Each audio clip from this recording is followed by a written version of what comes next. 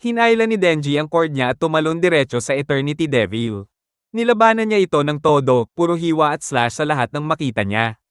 Pero nasasaktan din siya dahil gumaganti ang Devil. Sinabi ng Eternity Devil na walang silbi ang paghiwa dahil wala roon ang puso niya. Sumigaw si Power na kapag tuloy-tuloy ang pagkawala ng dugo, uurong ang chainsaw ni Denji. Tumawa ang Eternity Devil at sinabing humihina na ang chainsaw. Dahil sa sobrang bawas ng dugo, umurong nga ang chainsaw sa mga braso ni Denji. Pero kinagat niya ang Eternity Devil at sinipsip ang dugo nito. Napansin niya na kahit pangit ang lasa, masarap pa rin basta nakikita niya ang paghihirap ng Devil. Habang pinapanood ang baliw na laban ni Denji, naalala ni Himeno ang usapan nila ni Kishibe sa libingan ni Sehera. Sinabi ni Kishibe na takot ang mga Devil sa mga hunter na may topak sa utak. Si Sehera raw ay masyadong normal, kaya namatay. Ganon din si Kinochi, Subaru, at Sasaki. Ang mga matinong tao ay natatakot at ang takot ang nagpapalakas sa Devil. Tinanong ni Kishibe kung normal din ba si Aki, pero sabi ni Himeno, walang matinong tao na susubok pumatay sa Gun Devil. Pagkatapos, tinanong ni Himeno si Aki kung gusto niyang maging civilian Devil Hunter kasama siya. May magandang offer raw siya at pwede nilang ituloy ang chill na buhay. Okay lang kay Aki na magkasama pa rin sila, pero ayaw niyang maging civilian hunter. Sigurado si Himeno na mamamatay si Aki kapag hinarap niya ang Gun Devil dahil mabait, cool, at normal siya tulad ng ibang tao. Samantala, tinamaan ng Eternity Devil si Denji at inakala nitong panalo na siya. Hinayla ni Himeno ang cord ni Denji gamit ang kamay ng Ghost Devil. Tumayo si Denji at sumigaw na may naisip siya. Kapag tuloy-tuloy daw ang hiwa at tuloy-tuloy din ang inom ng dugo, parang infinite loop yon, parang walang katapusang laban. Dahil sa sobrang baliw ni Denji, naniwala si Himeno na baka kaya nga niyang patayin ang Gun Devil. 3 araw ang lumipas at tuloy pa rin ang laban ni Denji at ng Eternity Devil. Lumapit si Himeno kay Aki at humiga sa tabi niya, sinabing tapos na ang lahat. Sa wakas, ibinunyag ng Eternity Devil ang kahinaan niya at sinabing ang puso niya ang dapat patayin. Nakiusap ito kay Denji na patayin na siya dahil hindi na niya kaya ang sakit. Nagulat si Denji na tapos na pala ang laban pero hiniwa pa rin niya ang puso ng Devil at tuluyang pinatay ito. Lumabas ang mga Devil Hunter sa hotel. Hawak ni Denji ang isang piraso ng Gun Devil. Dahil sobrang pagod pero masaya, bigla siyang natamba. Nasalo siya ni Himeno at napansin niyang nakatulog na siya. Sinabi ni Himeno na dadalhin nila sina Aki at Denji sa ospital habang sina Kabeni at Hirokazu ay magre-report. Maya-maya, kinausap ni Himeno si Aki at gusto niyang magpa-welcome party para sa mga newbie. Ipinaliwanag niya na hindi pa kailanman nagsama-sama ang Division 4 at magandang paraan ito para mag-bond. Baka raw makatulong din ito para hindi umalis sina Kabeni at Hirokazu. Hindi lang sila takot sa Devils, baka nagsisisi rin sila na muntik na nilang patayin si Denji. Sabi ni Aki, kung gagawin nila yon, dapat ngayong linggo dahil gusto niyang imbitahin si Makima na aalis sa work trip next week. Nagtataka si Himeno kung ano ba talaga si Denji dahil parang may alam ang Devil tungkol sa kanya. Nagtataka rin siya kung bakit sobrang concerned si Makima kay Denji. Dati laging nasa biyahe si Makima pero ngayon nasa Tokyo lang siya. Baka raw dahil kay Denji at alam niya ang sikreto nito. Nagtipon ng Division 4 para uminom. Napansin ni Aki na hindi isinama ni Fushi ang fiend niya. Ipinaliwanag ni Fushi na hindi kasing ayos ang ugali ni Power ang fiend niya. Dumating si Kabeni na medyo late. Sinabi na darating din si Makima mamaya. Habang tumitingin ng menu, naalala ni Denji ang halik na ipinangako ni Himeno. Sinabi ni Himeno na ibibigay niya yon kapag medyo lasing na siya. Nagpakilala ang mga newbie. Sinabi ni Denji na 16 siya at mahilig kumain at matulog. Si Hirokazu naman ay 22, may kontrata sa Fox Devil at habi niya ang pagsusulat ng haiku. Napansin ni Denji na pareho sila ng kontrata ni Aki. Ipinaliwanag ni Aki na mabait sa tao ang Fox Devil at maraming kontrata sa mga hunter. Dinagdag ni Himeno na gwapo lang ang pwedeng gumamit ng ulo ng Fox Devil. Nagpakilala si Kabeni, 20 taong gulang pero secret ang kontrata niya. Mahilig din siya sa masarap na pagkain. Tinanong nila si Fushi kung nasaan ang newbie niya at sinabi nitong namatay na kahapon. Ipinaliwanag nila na ang mga Devils na hindi kaya ng civilian hunters ay napupunta sa public safety at madalas may namamatay. Sinabi ni Himeno na hindi mamamatay si Denji dahil naghihintay pa siya ng halik. May isa pang nagsabi na hinalikan na ni Himeno ang lahat maliban sa mga newbie, kaya siguradong hahalik din siya sa kanila. Natuwa si Denji sa sure na kiss. Dumating si Makima at narinig ang usapan. Nagtaka siya kung may hahalikan ba si Denji. Agad itong tumanggi. Nagtanong si Himeno kung ayaw na ba niya ng halik pero sinabi ni Denji na gusto pa rin niya. Nahirapan si Denji dahil ayaw niyang makita ni Makima na humahalik siya kay Himeno pero gusto rin niya ang French kiss. Binago niya ang topic at sinabi kay Makima na nakakuha siya ng piraso ng Gun Devil pero alam na raw niya yon. Sinabi ni Aki na mas dumarami ang devils na may piraso ng Gun Devil at may isa pang umatake kay Denji. Nagtaka siya kung may alam si Makima tungkol kay Denji. Sinabi ni Makima na sasabihin niya yon kung kaya siyang talunin ni Aki sa inuman. Sumali si Himeno at nagsimula silang magtag-ayan, beer after beer. May isang humanga na kaya ni Power pigilan ang pagiging violent niya. Sabi ni Power dahil mataas ang IQ niya. Nagtaka ang tao at tinanong kung ilan. Sabi ni Power, 100. Nang sabihin ng isa na pareho lang sila, biglang ginawang 120 ni Power. Sinabi ng isa na mataas din ang IQ ni Fushi, 134 daw. Kaya biglang sinabi ni Power na 500 o 1,000 ang IQ niya. Bigla namang hinalikan ni Himeno si Denji. Naramdaman niya ang dila nito at sobrang excited siya, pero maya-maya may kakaiba. Napagtanto niyang nagsusuka na pala si Himeno sa bibig niya. Nakita ng lahat at nagtawanan. Dinagdag ni Power na sanay si Denji lumunok ng kahit anong may sustansya. Sa sandaling iyon, nalunok ni Denji ang suka. Naalala niya ang kabataan niya na naghahalongkat ng basura para sa pagkain. Naisip niya ang mga daga na kumakain ng suka ng lasing at natawa na sobrang nakakahiya iyon. Nagsusuka si Denji sa banyo, malamang suka rin ni Himeno. Tinulungan siya ni Hirokazu at sinabing sanay siya tumulong dahil araw-araw umiinom ang nanay niya. Naiinggit siya kay Denji dahil wala raw siyang talento bilang Devil Hunter. Sinabi ni Denji na huwag siyang mainggit dahil ang first kiss niya ay suka kaya walang dapat ipag-inggit. Pagkatapos ng inuman, inihatid ni Himeno si Denji dahil hindi na siya makalakad pa uwi. Nagising si Denji sa gabi na uhaw. Umakyat si Himeno sa ibabaw niya at pinainom siya ng beer gamit ang bibig niya. Nagtaka siya kung bakit naroon si Denji at kung siya ba ang nagdala rito. Nahihilo at nasusuka si Denji. Nahulaan ni Himeno na gusto niya si Makima. Naiinis siya dahil pareho sila ni Aki na gusto si Makima. Humiga siya sa tabi ni Denji at sinabi na gawin nila yon. Lasing si Himeno at dinala si Denji sa bahay niya. Pinahiga niya si Denji sa kama. Naligo siya tapos nagbukas ng beer. Narinig niya si Denji na nagigising at humihingi ng tubig kaya binigyan niya ito ng beer gamit ang bibig niya. Naisip ni Himeno kung bakit nandoon si Denji at kung siya ba ang nag-uwi sa kanya. Naisip niya na gusto ni Denji si Makima at medyo nainis siya dahil gusto rin ni Aki si Makima. Humiga siya sa tabi ni Denji at sinabing gawin na nila yon. Nagtaka si Denji kung ano ang ibig sabihin nun. At nilinaw ni Himeno na gusto niyang magtalik sila. Sinabi niya kay Denji na itaas ang kamay at sinimulan niyang habarin ang damit nito. Naisip ni Denji kung okay lang ba yun dahil ang unang halik niya ay para sana kay Makima pero napunta kay Himeno na nagsuka pa sa bibig niya. Naisip din niya kung gusto ba niyang ang unang beses niya ay kay Himeno rin tapos mabilis niyang sinagot ang sarili niya. Hinubad ni Himeno ang pantalon niya pero may nakita siyang chupa chop sa bulsa nito. Nang makita ang lollipop, naalala ni Denji ang nangyari kanina. Masama ang pakiramdam niya dahil sa suka at sinabihan siya ni Makima na lumabas muna para magpahangin. Binigyan siya ni Makima ng gamot sa hilo. Sinabi ni Denji na pangit ang unang halik niya at kahit humalik siya sa iba, lasa ng suka pa rin ang may isip niya. Inilabas ni Makima ang chupa chops na dinidilaan niya at ipinasubo iyon kay Denji.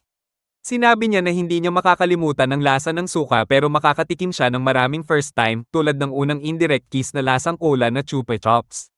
Sa kasalukuyan, nakatulog si Himeno at si Denji ay nakahiga sa sahig sa tabi ng kama. Tiningnan ni Denji ang chupa chops at humingi ng sorry kay Pochita pero sinabi niyang itatabi niya ang unang beses niya para kay Makima. Kinaumagahan, ginaising ni Himeno si Denji para mag-almusal. Habang kumakain, sinabi ni Himeno na wala siyang maalala kagabi at nagtataka siya kung may ginawa ba siya kay Denji. Sinabi ni Denji na hindi siya gagawa ng ganoon sa babaeng nagsusuka at itinatabi niya ang unang beses niya para kay Makima. Masaya si Himeno dahil pwede sana siyang makulong dahil menor de edad si Denji. Maya-maya, sinabi niya na kakaiba si Denji dahil karamihan ay may ilang at aalis na. Pero hindi maintindihan ni Denji kung bakit aalis kung may libreng pagkain naman. Naisip ni Himeno na mahal talaga ni Denji si Makima at tinanong kung mamahalin pa rin ba niya kahit masamang ugali si Makima. Nang sabihin ni Denji na oo, nagdesisyon si Himeno na tulungan siya. Nag-alok siya ng secret alliance, tutulungan niya si Denji kay Makima, kapalit ay tutulungan ni Denji si Himeno kay Aki. Pumayag si Denji at sinabi ni Himeno na simula ngayon, hindi na lang sila senior at junior kundi magkaibigan na. Sinabi niya na pwede si Denji dumalaw minsan para mag-almusal kasama si Aki at Power, pero naisip ni Denji kung sasama rin ba si Makima. Sa ibang lugar, nasa tren si Makima papuntang Kyoto para makipagkita sa mga boss niya. Ayaw niya talaga dahil nakakatakot sila at gusto lang sana niyang bumili ng bento. Bago makarating sa Kyoto, pumasok ang tren sa tunnel at ang mga lalaking nasa harap at likod niya ay naglabas ng baril at binaril siya pati ang assistant niya. Tumawag ang mga lalaki at sinabing pwede na simulan ang operasyon. Sa buong Tokyo, ang Division 4 ay nasa iba't ibang mission at bigla silang inatake. Sina Denji, Himeno, Aki, at Power ay kumakain sa ramen shop. Narinig ni Denji ang putok ng baril pero sinabi ni Power na tunog lang iyon ng tambol. May lalaking kinausap si Denji at hindi makapaniwala na kinakain niya ang ramen na pangit ang lasa. Sinabi ni Denji na okay lang ang lasa. Sinabi ng lalaki na hindi marunong si Denji tumikim ng pagkain dahil pare-pareho lang ang kinakain niya noong bata siya. Kinuwento ng lalaki na mabait ang lolo niya at dinadala siya sa mamahaling kainan. Dahil yakuza, dapat masama siya, pero konti lang ang pinatay na babae at bata. Ipinakita niya ang litrato nila ng lolo niya na siyang yakuza na kumuha kay Denji bilang Devil Hunter. Sinabi niya na gusto ng Gun Devil ang puso ni Denji, tapos binaril niya si Denji sa ulo. Binaril din niya ang iba pero sinuntok siya ni Power at tinawag ni Aki ang Fox Devil na kumain sa lalaki. Tumingin si Aki at nakita niyang sugatan sina Denji at Himeno, at si Himeno ay may tama sa dibdib. Sinabi ng Fox Devil na may nilagay siyang halimaw sa bibig niya. Hindi tao at hindi rin devil. Binuksan ng lalaki ang ulo ng Fox Devil at lumabas siya, may anyong parang si Denji pero espada ang armas. Kinuha ni Aki ang espada niya at sinabihan si Power na pigilan ang pagdurugo ni Himeno. Nagulat si Power dahil ang espada ni Aki ay parang malaking pako. Tumayo ang katana naman at tinusok siya ni Aki, may boses na nagsabi ng bilang. Nagpatuloy ang laban at paulit-ulit na tinusok ni Aki hanggang sa matapos ang bilang. Sinipa ng katana naman si Aki palayo. Kaya tinawag ni Aki ang Curse Devil para patayin siya. Lumabas ang Curse Devil at pinatay ang katana naman. Tinanong ni Aki kung kamusta si Himeno at sinabi ni Power na kailangan siyang dalhin sa ospital. Nagtaka si Aki kung saan kumuha ng baril ang lalaki dahil pulis at devil hunters lang ang pwedeng may baril sa Japan. Biglang may babaeng lumitaw at nahulaan ang kapangyarihan ni Aki. Inisip ni Aki kung kakampi ba siya ng lalaki. Hinawakan ng babae ang katana naman at pinatayo siya. Tinanong niya kung bakit natalo siya at sinabi ng katana naman na naging pabaya siya. Inutusan siya ng babae na patayin si Aki. Sa isang iglap, dumaan ang katana naman kay Aki at tinaga siya. Lumuhod si Aki pero buhay pa, kaya inutusan siya ng babae na tapusin na. Sinabihan ni Himeno si Power na tulungan si Aki pero tumanggi si Power dahil hindi niya nakita ang atake. Tinawag ni Himeno ang Ghost Devil pero sinabi nitong nakakatakot ang babae. Umubo ng dugo si Himeno at inisip na katapusan na niya. Inialok niya ang buong sarili niya sa Ghost Devil kapalit ng buong lakas nito. Tinanggap yun ng Ghost Devil at lumaban sa katana naman. Sinabi ni Himeno na nasasanay ang Devil Hunters sa kamatayan at tumitigil sa pag-iyak pero si Aki ay laging umiiyak kapag namamatay ang mga baguhan niya.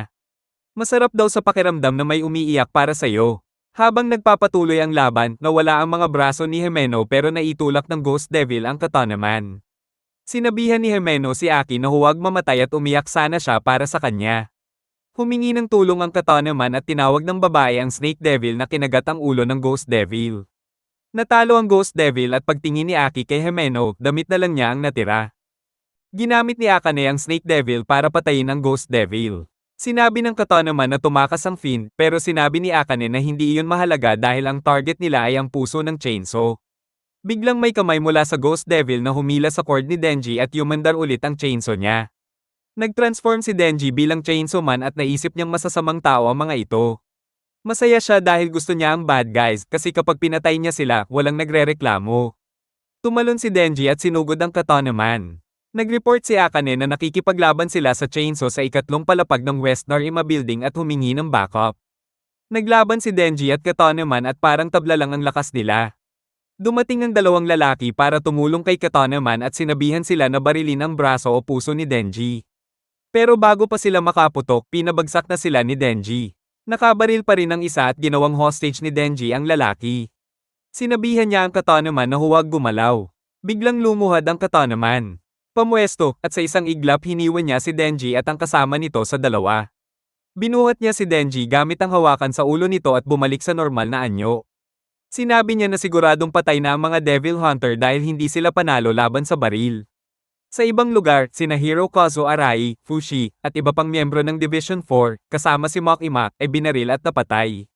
Malapit na sa Kyoto ang tren ni Makima at ang mga bumaril sa kanya ay handa nang maghalo sa crowd, pero biglang tumayo si Makima. Sa Kyoto Station, naghihintay sina Yutaro Kuros at Michiko Tendo. May lalaking lumapit at nagsabi na inatake ang Special Division 1, 2, 3, at 4 sa Tokyo. Naisip nila kung ano na ang nangyari kay Makima. Dumating ang tren at nagtakbuhan ng mga tao sa takot. Lumabas si Makima at sinabi na binaril siya at may mga bangkay na kailangang linisin. Napansin nilang puno siya ng dugo, pero sinabi niyang hindi sa kanya dugo yun. Sa loob ng tren, patay na ang lahat ng umatake sa kanya. Sinabi ni Yutaro at Michiko ang nangyari sa Tokyo at tinanong kung babalik siya. Sinabi ni Makima na huli na at malamang si Denji ang target. Nagdesisyon siyang ayusin ang problema mula sa Kyoto. Humiram siya ng 30 preso na may habang buhay na sentensya. Inutusan din niya si Michiko na umupa ng shrine sa mataas na lugar at kumuha ng malinis na damit. Tinipon ng mga preso at binigyan ng pagkain habang dinadala. Hindi nila alam kung saan sila pupunta at sinabihang manahimik. Sa shrine, nagpalit ng damit si Makima. Sinabi ni Michiko na parating na ang mga preso at maya-maya iniwan sila sa paanan ng hagdan. Sinabi ng Kato naman kay Akane na hindi pa siya makakalaban. Binubuhat ng mga kasama nila si Denji. May nakakita ng uwak ang isa at nakaramdam ng kakaiba. Bigla siyang naduraj at namatay. Tinawagan agad ni Akane ang Team E at pinacheck kung patay na ba si Makima. Sinabi ng kausap na hindi niya makontak ang Team C at bigla rin siyang naduraj. Sa shrine, piniringan ni na Makima, Michiko, at Yutaro ang mga preso. Nagtaka si Yutaro kung bakit kailangan yon. Sinabi ni Michiko na direktang nagre-report si Makima sa mataas na opisyal at bawal malaman ng ordinaryong hunters ang mga kontrata niya. Lumapit si Makima sa isang preso at pinapagsabi ang isang pangalan. Habang inuulit iyon ng preso, gumagawa si Makima ng hand signs. Sinabihan ng Kato naman ng kasama niyang ilagay si Denji sa sasakyan, pero matapos ang hand signs ni Makima, naduraj ang lalaking iyon at namatay rin ang preso. Lumipat si Makima sa susunod na preso at inulit ang proseso. Isa-isang naduraj ang mga kasama ng Kato naman. Nagpanik ang natitira at tumakbo pero pinatay silang lahat ni Makima. Iniwan niyang buhay sina Kato naman at Akane. Inutusan niya sina Michiko at Yutaro na tanggalin ang piring at nakita nilang patay ang lahat ng preso. Sinabi ni Makima na ginawa na niya ang kaya niya at babalik na siya sa Tokyo. Naisip ni Akane na si Makima ang may gawa ng lahat. Nakita ni Akane at Kato naman si Kabeni sa malayo. Kanina, binaril ng matandang babae si Hirokazu sa leeg. Paglingon niya, binaril ulit siya sa ulo. Ang bala ay para sana kay Kabeni. May hawak na kutsilyo at radyo si Kabeni kaya inakala niyang sila ang mga salarin. Nag-alay ng kuko si Akane at tinawag ang buntot ng Snake Devil. Umiwas si Kabeni at tumakbo sa ibabaw ng Snake Devil. Pinaputukan siya ng Kato naman pero nilapitan niya at pinutol ang braso nito. Kinuha ni Kabeni ang baril at binaril ang Kato naman sa likod. Kumuha rin ng baril si Akane pero hinailan ni Kabeni si Denji at ginamit siyang shield. Isinakay ni Akane ang Kato naman sa van at umalis. Hawak si Denji, humingi ng sorry si Kabeni dahil sinubukan niya siyang patayin noon. Tumawa at umiyak siya habang naaalala ang pagkamatay ni Hirokazu at kung paano niya pinatay ang matanda gamit ang sariling baril nito. Sinabi ni Kabeni na pinrotektahan siya ni Hirokazu at sinisi niya ang sarili niya. Pakiramdam niya na babaliw na siya sa trabaho at kapag nakita niya si Himeno, magre-resign na siya. Dumating sina Makima, Michiko, at Yutaro sa Tokyo at nakilala si Madoka sa station. Masaya si Makima na buhay siya at tinanong kung ilan ang nakaligtas. Sinabi ni Madoka na halos lahat ng tao sa Special Division 1, 2, 3, at 4 na ay namatay. May utos daw ang mga boss na pagsamahin ang 4 na division at ang Tokyo Special Division 4 ay mapasailalim kay Makima. Inabot niya ang isang sulat at sinabi na iyon ang resignation letter niya dahil sobrang delikado na ang sitwasyon. Bago umalis si Makima, tinanong siya ni Madoka kung gaano karami ang inaasahan niya sa nangyari. Sinabi ni Makima na hindi pwedeng sabihin ang internal na bagay sa isang sibilyan at nagpasalamat sa serbisyo niya. Sinabi ni Yutaro at Michiko na hindi sila sasali at babalik sila sa Kyoto sa loob ng 1 linggo. Nanghinayang si Makima at sinabi na sayang dahil masarap ang mga kainan sa Tokyo.